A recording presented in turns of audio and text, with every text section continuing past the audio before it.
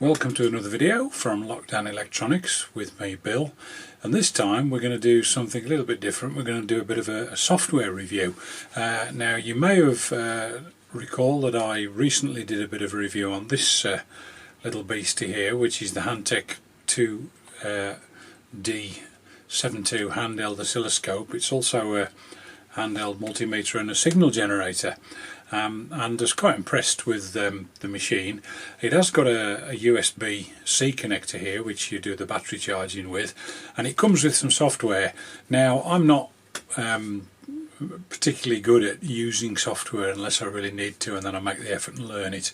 But I didn't really get this oscilloscope to use it with software, so I've been using this and been very pleased with it, but somebody made a comment about the software and I thought maybe it was worth making the effort to try and review it. So that's what today is about. Now what I've done is downloaded the software from the Hantek site, and I'll put a link below to where you can get that. It comes in a zip file, and the zip file contains some documentation, and it also contains an installation folder.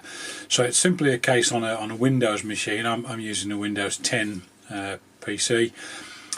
Simply a case of clicking on the install file, the software installs itself, and then when you connect up to a USB port, the drivers just worked absolutely fine, and I was able to connect to the oscilloscope without any problem at all. So installation was really straightforward, and been quite impressed with what I've discovered actually. In fact, it's given me some material to use with another video at a later date on a completely different topic. So I'm actually glad I made the effort to do it. So let's get the PC fired up and let's have a look what we can see. Here's the screen that we get when we're running the Hantek 2D72 software, and I'll just talk you through the main features first of all and then show you a few things it'll do. So first display here is obviously the oscilloscope. I've currently got a square wave on channel 1. It's actually the calibration signal from one of my analog scopes, and I've currently got nothing on channel 2, but it is connected to the internal signal generator, so we'll come back to that display. Clicking here on the top right, we go on to the display for the signal generator. Currently it's off, but here if I turn it on, you've got windows to set the frequency, to set the voltage, and to set the offset. So I'll turn that back off again, and then if we go on to the multimeter, here's the multimeter, and currently it's displaying the capacitor. It's a little polyester capacitor just there, but again you can go down here and change the various values. In fact, you've got access to all the multimeter features, and it also starts recording and has this graph area here, which is actually quite useful. When I'll go back to capacitance for a moment. So what I did with this polyester capacitor was I warmed it up a little bit, and I'll just show you there's a facility here at the top to save an image, and you've got a choice of saving a bitmap or a JPEG. So I saved the image of the graph that this was drawing, and you can see it here.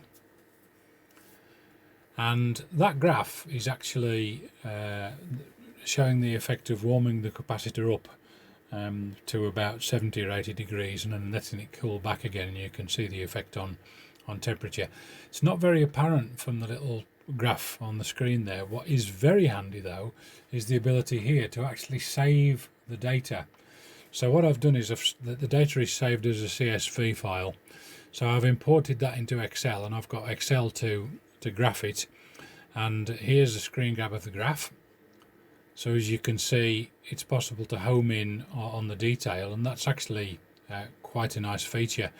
If you're a student and you've got an assignment to do with measurements and you need some data like that, that's a very nice way to be able to capture it. So I think that's quite a nice facility. Okay, back to the signal generator again then. So I'm going to enable the signal generator this time, and then I'm going to go back to the scope display, and it takes a moment to catch up. So what you've effectively got here is now you've got square wave coming from external source, another oscilloscope's calibration pulse. and you've got the internal signal generator on channel 2. Now what you can probably see here is the data updates fairly slowly. It's about, maybe it's about once a second, so it's not exactly real time.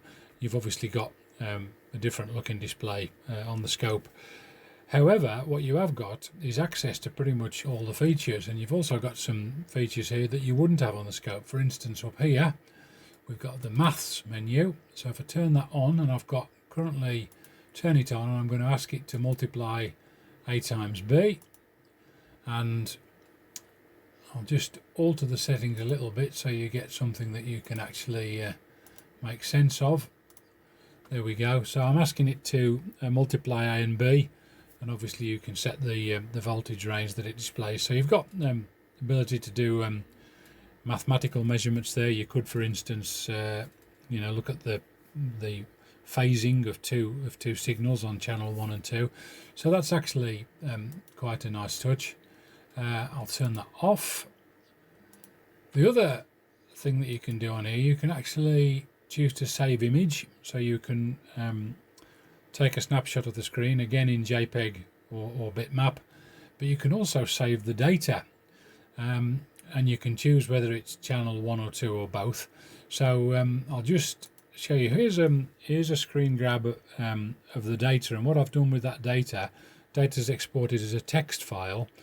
So I've actually imported that text file data into Excel and got it to draw me a chart, and as you can see, it's drawing a sine wave there. So again, potentially quite a handy feature for students if they want to get some data and then maybe work with the statistics of the data using some of the functions in Excel.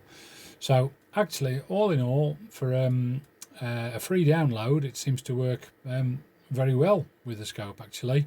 So I quite like it. I'm not a great one for software with things like this, so I've sort of made myself learn it, and I've certainly not using all the features. It is, however, actually quite a capable piece of software for something that's just included as an add-on, and you can change the various options along the top, and you've also got even more settings in the menus, including the ability to put on cursors and change the display, etc. So that's a handy bit of software, I think. Okay, well that's just about it for this review of the Hantek 2D72 software. So I hope you've found it useful.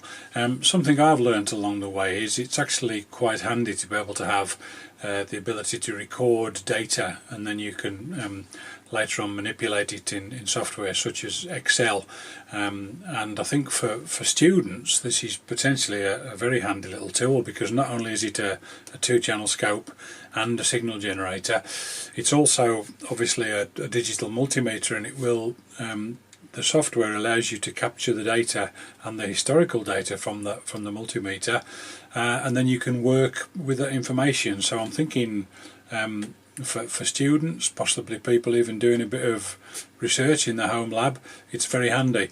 As I said, I've got something I'm going to use it for, which I want to look into, and that's to do with positive and negative coefficients when components begin to warm up. So there we go.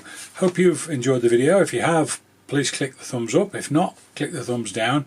Either way, appreciate you watching, and please subscribe. See you on the next one.